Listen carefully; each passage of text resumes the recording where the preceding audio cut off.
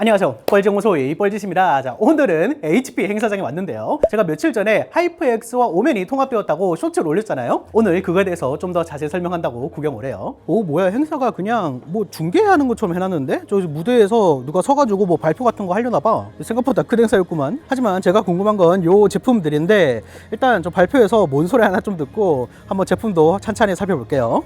공짜 킥힙이다. 공짜는 또 못 참지. 대충 여기다가 갖고 싶은 거 끼우라는 거. 오! 뭐야? 야! 야, 이런 걸 준다고? 나 4개 다 이걸로 할래. 요렇게 깔끔하게. 기념품 되게 좋다. 이거 귀여운데? 뭐 발표 시작하나 보다. 자, 여러분 큰 박수 부탁드립니다.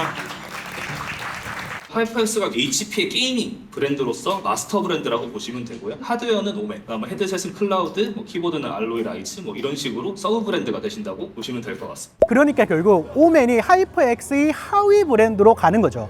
그러니까 하이퍼X가 이미 아시는 분들은 아시겠지만 굉장히 유명한 게이밍 기어 브랜드거든요. 한국에서는 특히 헤드셋으로 되게 유명하고, 근데 이 하이퍼X랑 오맨 둘 다 HP 거란 말이에요. HP 입장에서는 하나로 통합하고 싶은 거야. 그래서 하이퍼X 키보드, 헤드셋 이런 것처럼 하이퍼X 노트북으로 가는 거죠. HP 게이밍 노트북에는 오맨 말고 빅터스도 있거든요. 이 빅터스에 관한 거는 아직 좀 덜 결정했다고 합니다.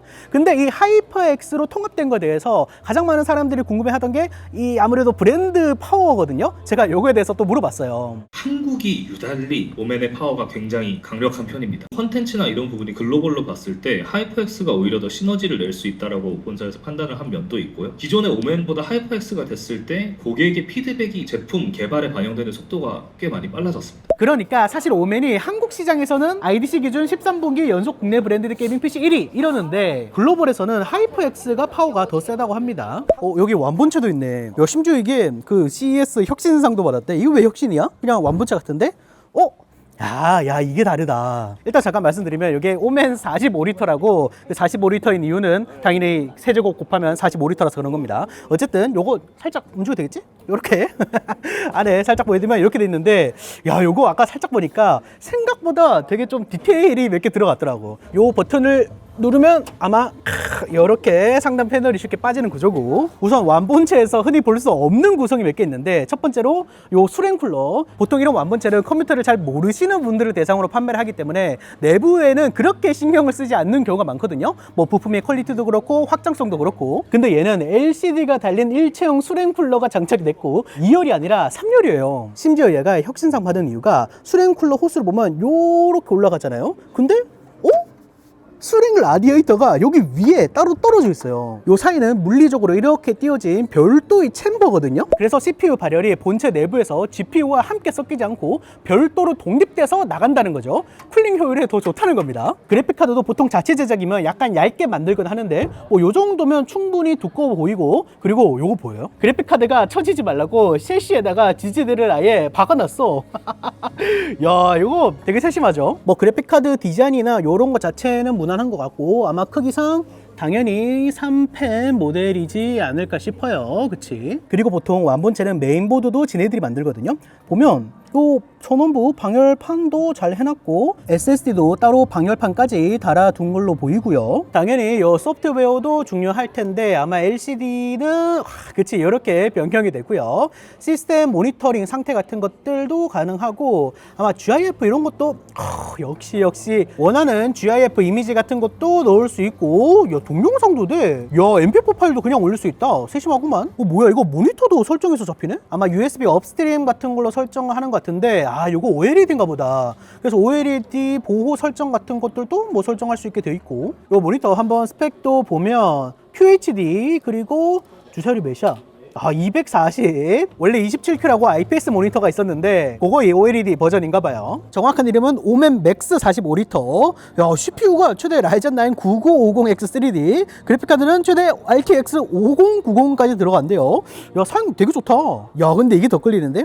이게 그 오맨 35리터짜리인데 밑에 발로란트 로고 있고, 여기도 발로란트 로고가 있고, 발로란트 그 커스텀 빨간색 컬러에 맞춰서 안쪽도 요렇게 빨간색으로 뭔가 엣지 같은 거 다 있고, 요 완본체 디자인 되게 멋있네요. 요 정도 느낌. 하지만 오늘의 주인공은 바로 하이퍼X 오멘 15입니다. 보시면 로고가 일단 하이퍼X 로고로 완전 바뀌었죠. 유광인 게 조금 호불호가 갈릴 것 같긴 한데, 노트북 전면에는 여기엔 하이퍼X, 이쪽엔 오멘, 그리고 여기는 15라고 적혀 있죠. 밖에 여기 턱주가리에도 15라고 적혀 있고요. 뭐 기본적으로 요즘 게이밍 노트북들은 다 이렇게 턱주가리 디자인으로 가는 것 같아요. 여기 약간 튀어나온 거 제가 턱주가리라고 하긴 하지만 여기 되게 효율적인 구조예요. 일단 여기 추가 포트 제공해서 기분이 좋고요. 상판을 최대로 꺾어도 이 배기구에 영향이 덜 가기 때문에 쿨링에 훨씬 효율적인 거죠. 특히 힌지가 약간 안으로 들어왔잖아요. 이 대부분의 노트북들의 힌지가 밖에 붙어 있기 때문에 이 무리가 충격에 많이 가는데, 얘는 안에 있어서 내구성도 조금 더 좋을 거다. 요거 노트북 사양 한번 보면 CPU는 AMD께 들어가 있고요. 이렇게 바꿔주고,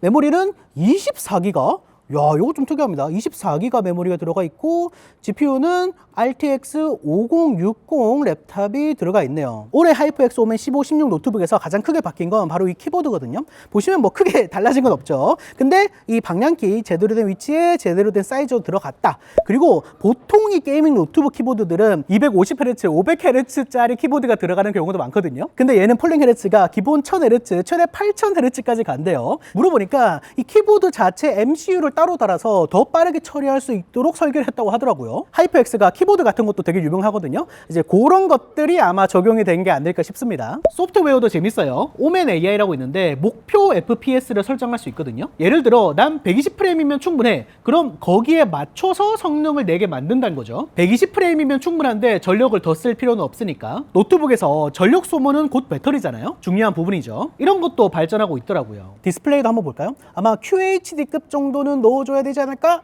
그치. QHD의 16:10 제가 굉장히 좋아하는 비율이고, 주사율은 180Hz.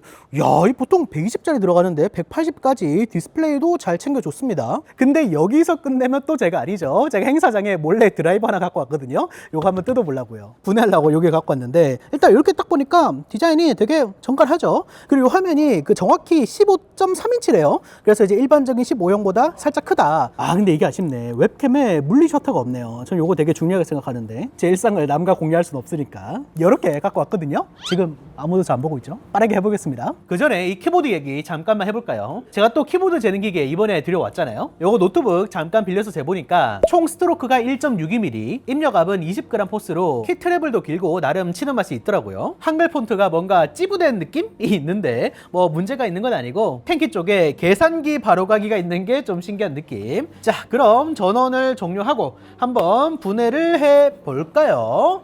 자, 우선 합판에 되게 큰 배기구가 있고요. 근데 이거 뜯어도 되는 거지? 데모 유닛이래. 아마 나사가 눈에 보이는 게 다면 그렇게 많지는 않은 것 같아요. 자, 이렇게 뜯어냈고요. 이거 분해 난이도는 한 중 정도 될 것 같습니다. 우선 합판 여기 펜 부위 이외에는 실드 처리가 되어 있고요. 일단 합판을 딱 봤을 때 눈에 가장 먼저 들어오는 게 이 히트파이프 디자인인데, 되게 멋있죠. 야, 이 설마? 야, HP가 게이머를 안에 램 슬롯이 있죠. 24기가가 논바이너리 램이었구나. 요거 하나가 24기가짜리 램이에요. 그래서 원한다면 추가 확장을 할 수도 있고요. 그냥 써도 24기가이기 때문에 16기가보다는 더 쾌적하고요. 게이머들은 또 이제 교체할 수 있는 램을 선호를 하거든요. 기본 SSD 같은 경우에는 참고로 다 이렇게 이제 실드캔 처리가 되어 있는 이유는 전자파가 나오지 말라고 이렇게 둔 겁니다. 근데 여기 뒤에 써멀 패드도 달아놔가지고 나름 방열판처럼도 역할을 하게 만들어놨네요. 사용된 SSD는 키오시아 거, D램 리쓰긴 하지만 PCI 4.0에다가 TLC 낸드고요. 실측 읽기 6100메가, 쓰기 5400메가 정도라 뭐 실사용은 꽤 쓸만할 겁니다. 그리고 이 펜 하이퍼X 오멘이 머리를 잘 쓴 게, 이게 4시간마다 30분씩 역방향으로 돌아간대요. 그럼 뭐가 좋냐? 먼지가 이렇게 가다가 자동으로 떨어져 나간다는 겁니다. 요거 아이디어 좋죠. 소프트웨어에서 수동으로 역방향으로 잠깐 돌리는 버튼도 있어서 원할 때마다 먼지 청소도 가능하고요. 근데 역시 가장 멋있는 거 요 히트파이프 디자인이네요. 야, 중간중간에 이렇게 갈퀴처럼 왜 내놨을까? 이게 좀 되게 뭔가 멋있죠. 뭐 기본적으로는 히트파이프 총 3개로 쿨링을 담당하고요. 그래서 요거 어떻게 되어 있는지 저도 되게 궁금한데 한번 뜯어서 보여드리면, 야, 근데 이게 너무 빡빡한데? 뭔가 나사가 더 있나? 이게 이 썰 때문에 안 빠지는 거구나. 왼쪽엔 CPU, 오른쪽엔 GPU. 얘 같은 경우는 최대 엔비디아 지포스 RTX 5070 랩탑이 달립니다. 프레임에도 꼼꼼하게 써멀 구리스가 발려 있고요. 코어가 맞닿는 곳은 역시 구리네요. 그러니까 이게 멋을 위해서 이쪽 상단은 그냥 검은색 스프레이를 칠해놓은 겁니다. 이 디테일이 또 있죠. 디스플레이도 나쁘지 않던데 실측 사격 sRGB 100%, DCI-P3 80% 가량 나왔고요. 최대 밝기는 실측 550니트, 스펙상 500니트인데 좀 더 잘 나왔고, 참고로 얘는 IPS 패널입니다. OLED 모델도 있더라고요. 색 정확도는 평균 2.22로 평균 2 이하면 전문가용으로 쳐주는데 뭐 기본 디스플레이 캘리브레이션도 나쁘지 않은 편이고요. 게이밍이니까 디스플레이 G2G 응답 속도도 체크해봤는데 3.4ms로 신경을 좀 써준 모습. 그러면서도 오버슛은 거의 없는 편이어서 역잔상도 체감이 안 될 겁니다. 자, 이렇게 오맨이 새로운 이름 하이퍼X 오맨을 만나봤는데요. 모르겠어요. 기존의 하이퍼X를 아셨던 분들이라면 좀 더 좋아할 수도 있겠고요. 하이퍼X가 피드백을 잘 반영하는 브랜드거든요. 기존 오맨 색깔을 지키면서 빠르게 개선한다는 입장이더라고요. 아무래도 좀 더 게이밍 느낌이다 보니까 이 로고만 익숙해지면 게이머 분들에게는 체감적으로 더 괜찮을지도 모르겠네요. 춥네요. 자, 영상 시청 감사하고요. 그럼 다시 봅시다.